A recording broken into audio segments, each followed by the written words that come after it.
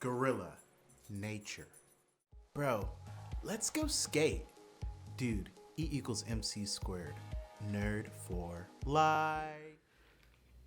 Hello, you guys. Pastor Darius here. Today, I want to talk about idolatry, and we want to look at idolatry from the Christian perspective. Pastor Darius, hope you guys enjoy this podcast. Peace.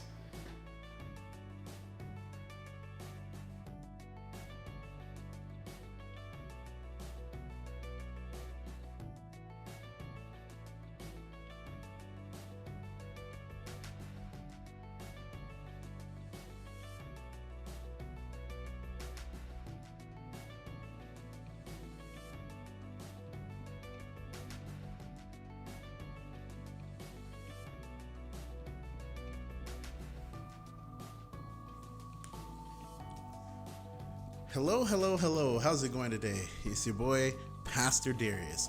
Very excited. Today, I want to talk about idolatry. So, I've been noticing that a lot of people are spending their time idolizing other people. And the fact is that we don't need to be doing that. We need to spend our time focused on what it is that God has for us. So, I'm going to look at 10 Bible verses on idolatry. And, we're going to look, and then I'm going to make comments on each one of these Bible verses. So let's start off with the first one, which is Exodus verse 23 through 6. You shall have no other gods before me. You shall not make for yourself a carved image or any likeness of anything that is in heaven above, or that is in the earth beneath, or that is in the water under the earth. You shall not bow down to them or serve them, for I, the Lord your God, am a jealous God, visiting the iniquity of the fathers on the children to the third and fourth generation of those who hate me, but showing the steadfast love to thousands of those who love me and keep my commandments. Come on, you guys. Let's go. It's all right there. Clearly this is Exodus chapter 20. I believe this is when the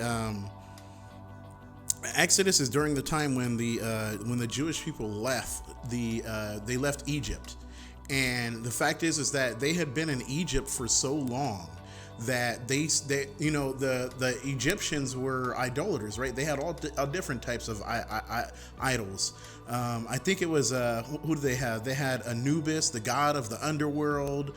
They had I think it's Amun-Ra. They had the god of the sun. The god Ra or whatever. They had all these different idols, right? And they had statues and all types of stuff.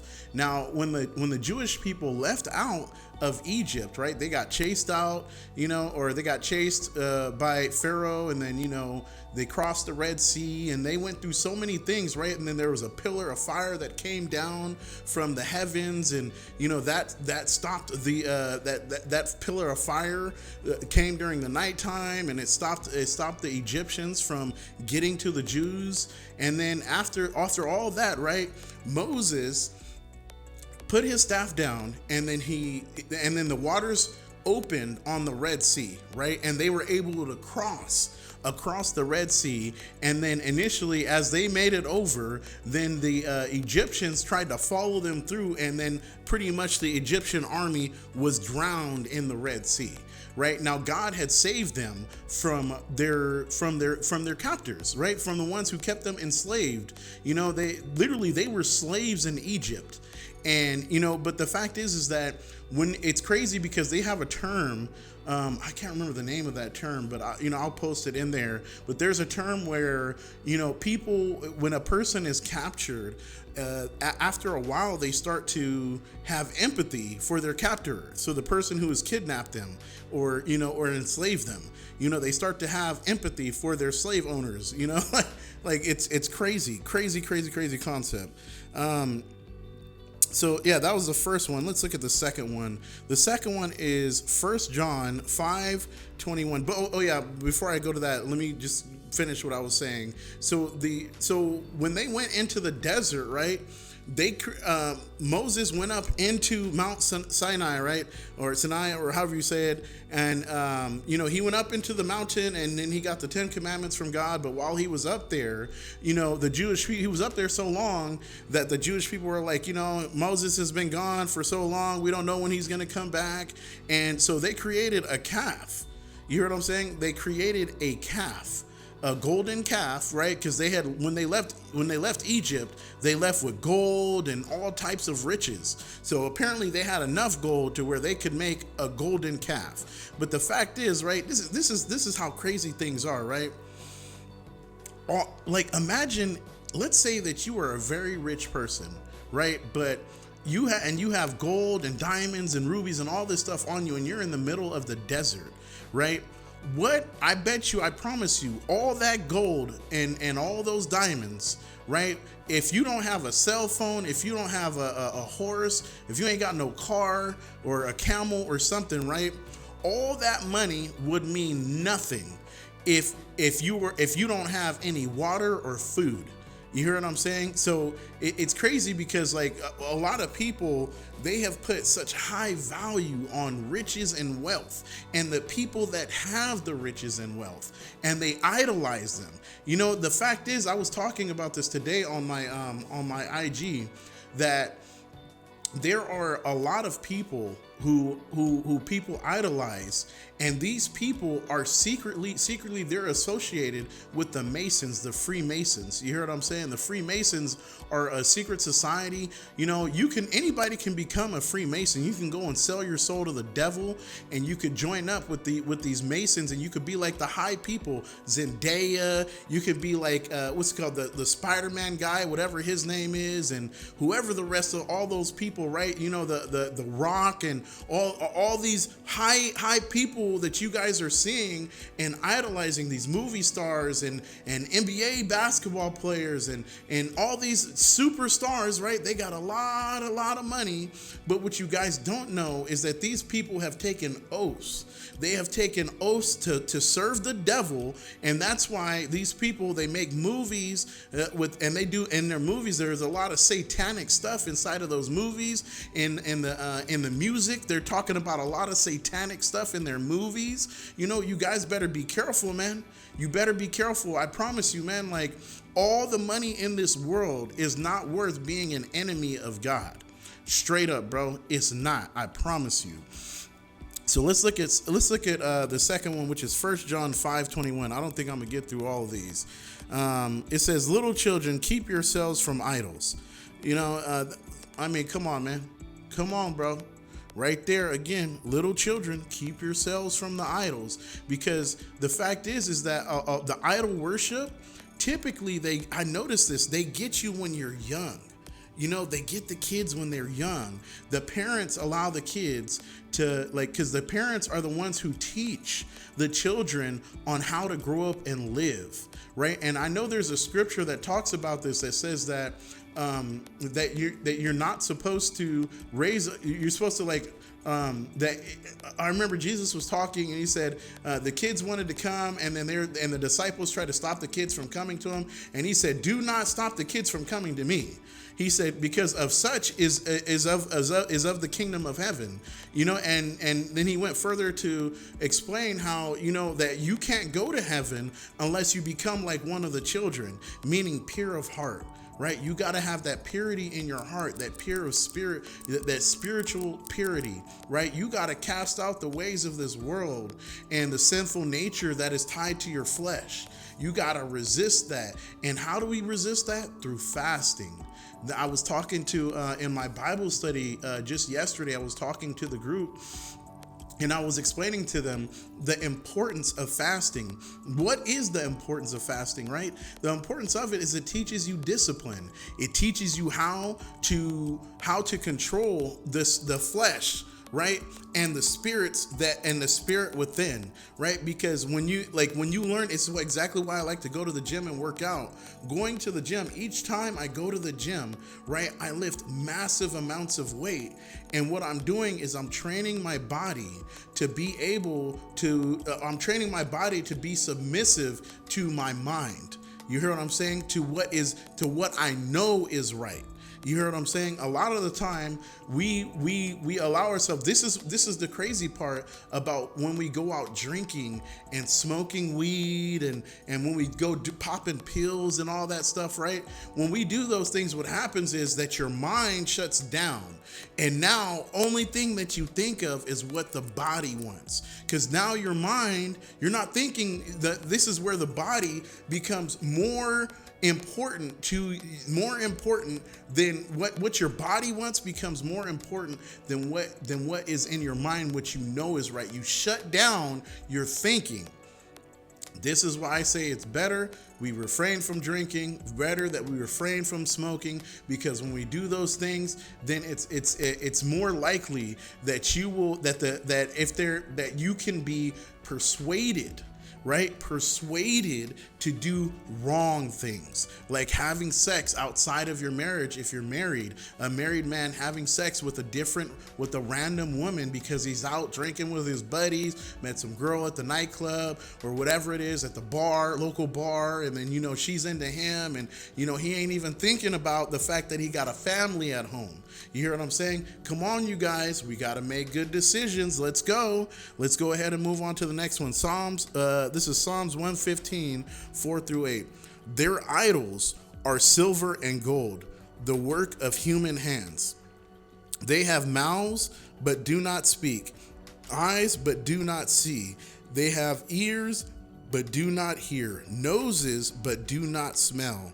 They have hands, but do not feel, feet, but do not walk. They do not make a sound in their throats. Those who make them become like them. Ooh, so do all who trust in them. Wow, listen to that, man. That's powerful. That's Psalms 115, verse 4-8. You guys, man, you heard it. It tells you that, it even said, right, like the people that make them become like them, and so do the ones who trust in them. So these are talking about, like, I know that, like, for example, right, I have to be straightforward, right? Like, a lot of people, they go before the Buddha. You hear what I'm saying? Even the cross, right? In a lot of Christian churches, they have the cross, and people go and bow before the cross, and they bow before statues. They do that in the Catholic Church as well. We're not supposed to be bowing before no statues. We ain't supposed to be bowing before no crosses or anything like that. You hear what I'm saying? This is the real truth, people, that I'm giving to you. It says right here.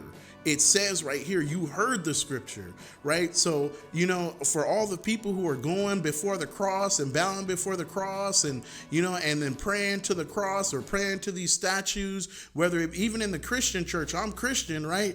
Even in the Christian church, if you got idols up in there, they got the Jesus sitting on the cross, and people are bowing and walking around with their crosses and all that stuff. Hey, man, I'm not against having the cross, but understand that is just a piece of wood. You hear what I'm saying? And your faith is not in that wood, or it's not in that rock, whatever it may be. You hear what I'm saying? It is in the Spirit of God.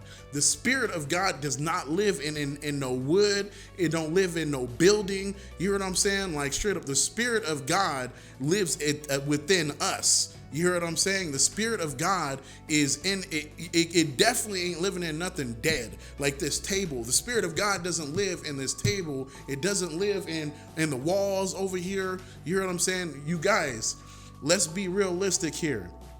We ain't supposed to be worshiping no idols, whether it be human idols, whether it be money. You hear what I'm saying? Don't worship money. Money can be an idol too. A lot of people have fallen victim to that.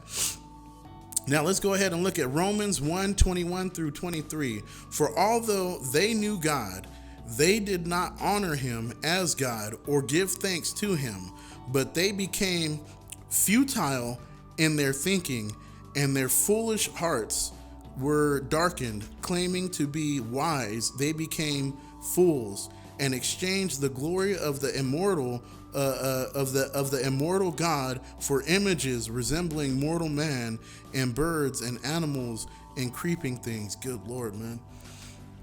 Man, this is, I noticed this in the Sikh religion too, man. In the Sikhs and the Hindu religion, they got a lot of idols too, man. You know, they got the what is it? What is, I can't remember the name of it. Something Ganesh or something like that. You know, they got one that looked like an elephant, you know, and got whole bunch of hands and arms, and then they got another one that looked like arms and all that stuff. You know, we ain't supposed to be worshiping no idols, bro. Real talk, man. What's crazy is, I'll tell you what's happened, right? Is that so when the fallen angels came down on the earth, right? The fact is that they still had powers. Even though they got kicked out of heaven, they still were more powerful than man.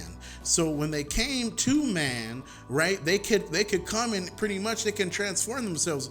You know, the angels are very powerful beings. So they could come to man with arms, with multiple arms and all that stuff. And then, you know, they come with their power. They're able to do things that man can't do. So man decides that they're going to worship them, these demon creatures, these demonic beings, and then they created idols in idols in the form of whatever those fallen angels came as. You hear what I'm saying? And then they worship those idols because they were greater than what man were, but they were not God. They did come from God, right? God did create the angels, but they were not God. They chose to go against God, and they chose to come and lead man astray. You can read that in the book of Enoch, right? The book of Enoch, it talks about the angels and how they came down and they taught men all types of evil and wicked things, and how they even mated with some of the daughters of men, and they created great men. So they created the giants, and you know the giants are like, you know, they even have, you know, now the historians are finding, like, you know, the historians, you know, all the people who are going out, I think it's the archaeologists, they go out and they've been finding like bones of giant beings. You hear what I'm saying? Bones of giant beings, like all stuff that was written.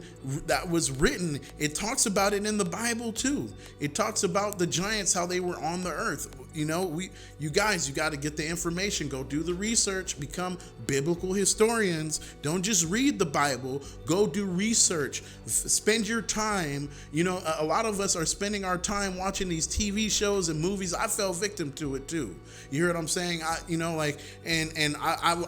We fall victim to trying to be entertained. Don't be entertained, people. Don't allow yourself to be overwhelmed by this nonsense, because what it is a distraction. It takes your eyes away from God. It puts worry, stress, anxiety into your life, you know, and then we start living worrying about, oh, what if this happened? We watch crazy movies and what if that happens? You know, you guys, don't fall victim to it. Don't fall victim to the traps of the world. So the next one is Jonah chapter 2, verse 8 through 9. Those who pay regard to vain idols forsake their hope of steadfast love, but I, with the voice of thanksgiving, will sacrifice to you. What I have vowed, I will pay. Salvation belongs to the Lord. Whoo, man, there it is, baby. Salvation, that means the one who's gonna save you is Jesus Christ, baby. That's the Lord right there, man. God gonna save you. Don't look to be saved from the governments. Don't look to be saved by no Masons. You know, these evil satanic groups that secretly they worship in the devil. And you know, the high Masons the issue is that the low Masons, they don't have any clue. And once you join in, it's not like you can just walk away from these secret societies. You hear what I'm saying? You take an oath that you're going to live this way. And if you don't, when you decide, let's say you decide that you want to leave, right? bro, who knows what they do, man? They might like literally, bro, they might like take like you might have to go to prison for a long time. You know what I'm saying? And then they might like warn you that if you spread any of the secrets or any of the things that you've seen, that they will come and they'll kill your family members, or they might even come and try to kill you. So you guys, man, know what you're getting into before you get into it. Know the truth, man. Watch out, bro. Real talk. Don't mess with the Masons, bruh. The Freemasons, man. Stay away from that nonsense. You hear what I'm saying? Protect yourselves, man. Know the truth. Habakkuk 2:18. You know what's crazy? Before I read this, they got Masonic temples in every country on the planet. I went and I did the research because I had learned about the Masons some time ago. And it's crazy, man. And people don't want it. Like, they're not even being secret about it. You hear what I'm saying? Most people don't know about it because they're not willing to open their eyes and see the truth. But I'm letting you know the truth right now, man. Real talk, you guys. Protect yourselves, protect your families, man. Watch out for these secret societies, man. A lot of the time, people have to get up in there and they may have to do a ritual. You might have to sacrifice one of your family members, or you might have to do something gay. You know what I mean? Have sex with another man, or a woman might have to go and have sex with another woman. You might have to like sleep around on your wife. Like evil stuff, bro. Real talk, man. You ain't just taking an oath and they just gonna give you money. And this is how the devil works, bro. Real talk. Anything that comes from the devil, it's gonna come with something attached to it. The things of God gives freely. When God blesses you, you don't have to you don't have to worry about some type of evil thing that's going to happen to you in return. Like you have to do something terrible. You know what I'm saying? Do it when God, if you want a blessing from God, you do good things and you receive good things in return. You know what I'm saying? And it edifies you and it keeps you alive. It keeps your spirit alive. All right, Habakkuk 2:18. What profit is an idol when its maker has shaped it? A metal image, a teacher of lies. For its maker trusts in his own creation when he makes speechless idols. Wow. All right, and the next one is Galatians 4:8-9. Formerly, when you did not know God, you were enslaved to those that by nature are not God's. But now that you have come to know God, or rather to be known by God, how can you turn back again to the weak and worthless elementary principles of the world, whose slaves you want to be once more? Come on, you guys. This is what happens, man, when you work for money. Don't work for money, you guys, because if you work for money, you are now enslaved under the person who runs that business, who runs that corporation. They can tell you what to do. They can tell you what days you take off. They can tell you what time. They control your life. You are literally enslaved to that way of life. Do not become a slave to these corporations. Don't become a slave to any business. You hear what I'm saying? Do not work for money. If you're going to work for anything, work for purpose. Work to make a difference in the world you live in. This is why I give a lot of the money that I have away, because it's humility. This is why the Bible tells you to give the 10%. But I'm here to tell you now, 10% is not enough. Giving 10% of your money to the God who gives all things to you, who gave you each breath that you have, it is not enough. Give more. I honestly think you should switch it around. Give away like 50 or 70% and then live off the 30%. You hear what I'm saying? This is why I always wear the same things. I wear the same clothes because I would rather give more of my money away than letting these things have a hold on me. What happens, a lot of people can't imagine living their life without getting their massages every week, without having their facials every week. But the women can't go without getting their nails done every single week, getting their toes done. We've become bound to these things. So now you're a slave because you're working and you're spending your money on these things, they're literally on the things, and that's the only reason why you keep getting up every day, so you can keep paying for these things. Don't become a slave to the things, you guys. All right, let's go to the next one. Isaiah 44:9-20. All Oh man, this is a long one. Ooh, yeah, we gonna bypass that one. We're going to bypass that one for the sake of time. We're going to go to Galatians 5:19 through 21.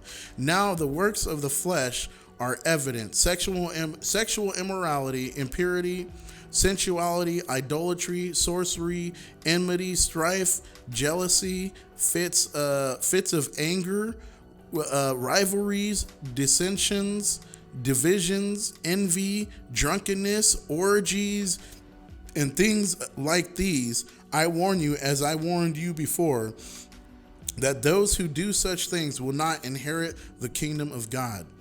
Ah, man, that's crazy, bro. I'm going to come back to that one and comment on it in a second. Last one, 1 Corinthians 10:14.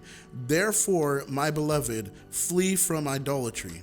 You guys, man, if you do those things that was talked about, and if you do these things, if you idolize this world and the things of this world, just know that you will not have a part with God. You will not have a part with God. God will leave from you 100%, and then you will be stuck in this world, the world where there is no hope. The fact is if you want to know what this world is really about, go watch the Animal Planet, man. Go see what it looks, what the world without God looks like.